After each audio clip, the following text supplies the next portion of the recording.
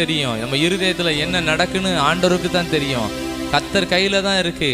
எதிர்காலம் அவரோட கையில இருக்கு. எதிர்காலம் எல்லாம் கர்த்தரே ஒழுங்கு பண்ணி கொடுக்கணும். திருமணங்கள் எல்லாம் கர்த்தரால நிச்சயிக்கப்படணும். ஆண்டவர் உருவாக்கின திருமணம் தான் வரணும் ஆண்டவரே. எல்லா சுய திருமணங்கள் எல்லாம் தடுத்து நிறுத்தப்படட்டும் ஆண்டவரே.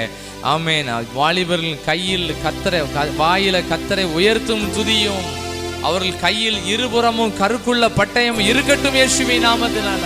ஈசாக்கு கையில வேத வசனம் வந்தது போல எல்லாரும் ஆண்டு திருமணத்துக்கு முன்னாலே வேத வசன வாசிப்பு வந்துடணும் ஆண்டவரே, வந்துடணும் ஆண்டவரே. திருமணத்துக்கு முன்னாலே எல்லா வாலிபர்கள் கையிலையும் வேத வாசிப்பு வந்துடட்டும் இயேசுவின் நாமத்தினால. இதான் ஒழுங்குமுறை.